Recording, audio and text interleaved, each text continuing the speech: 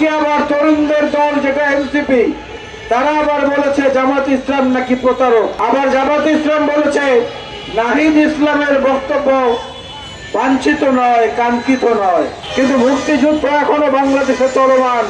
এই চালক দল স্টিয়ারিং যখন হাতে নেয় তখন গণতন্ত্রের স্টিয়ারিংও চালাতে পারে, গাড়ির স্টিয়ারিংও চালাতে পারে।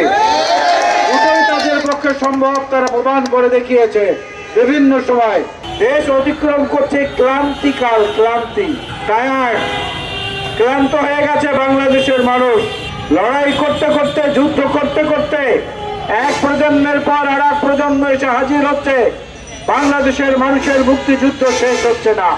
1971-এ রণাঙ্গনে স্বাধীনতার যুদ্ধ হয়েছে, কিন্তু মুক্তিযুদ্ধ এখনো বাংলাদেশে চলমান।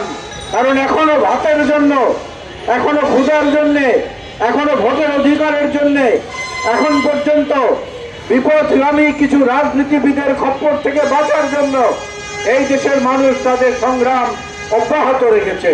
আপনারা দেখতে পাচ্ছেন, মুখে এক, মনে আর এক। কথা একরকম বলছে কিছু রাজনৈতিক দল, আবার কাজ করছে আবার আর এক রকম। একের পর এক কর্মসূচি দিয়ে যাচ্ছে, ওদিকে জুলাই সনদে স্বাক্ষর করে এসেছে।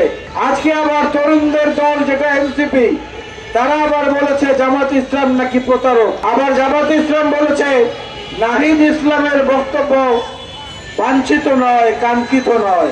এখন ধরেন যে নাহিদ ইসলাম, আমাদের এখানে আজকের প্রধান বক্তা রফিকুল ইসলাম, এই ইসলাম তো ইসলাম ধর্ম না রে ভাই, এটা হলো নামের পরের ইসলাম, নামের সঙ্গে যুক্ত ইসলাম। সুতরাং জামাতে ইসলাম মানে ইসলাম ধর্ম না। জামাতে ইসলাম মানে পূজার সময়, এইবার দেখেছেন না জামাতের নেতা গিয়ে পূজা মণ্ডপে গীতা পাঠ করে? জামাত ইসলাম হিন্দুদের নিয়ে একটা শাখা গঠন করেছিল, দেখেন নাই? পরে আবার সেটা বাতিল করেছে। এখন আবার এনসিপির সঙ্গে তাদের লেগেছে, সেটা নিয়ে আর এক নোংরামি শুরু হয়েছে। আমরা মনে করি বাংলাদেশের মানুষ শুধু ভোটের অধিকারের জন্য যেমন লড়াই করে নাই, একই সঙ্গে শুধু খেয়ে পরে ভালো থাকবে, ভোটের কোনো প্রয়োজন নেই, এজন্য লড়াইটা করে নাই। আদর্শের মতো ভিন্নতা থাকবে, পথ ও মতের ভিন্নতা থাকবে, এটাই স্বাভাবিক। গণতন্ত্রের সৌন্দর্য হচ্ছে ফুলের বাগান, একটি মাত্র ফুল নয়। এই ফুলের বাগানে হাজারো ফুল ফুটবে, কোনোটার ঘ্রাণ আছে, কোনোটা নেই, কোনোটা দেখতে সুন্দর, কোনোটা দেখতে অসুন্দর, কিন্তু সব মিলিয়েই কিন্তু একটা ফুলের বাগান।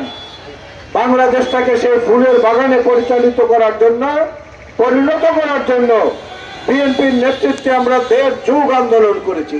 বাংলাদেশের মানুষ অতীতের অভিজ্ঞতা থেকে চালক দলকে বলবে আপনারা চালান, আপনারা স্টিয়ারিং হাতে নেন।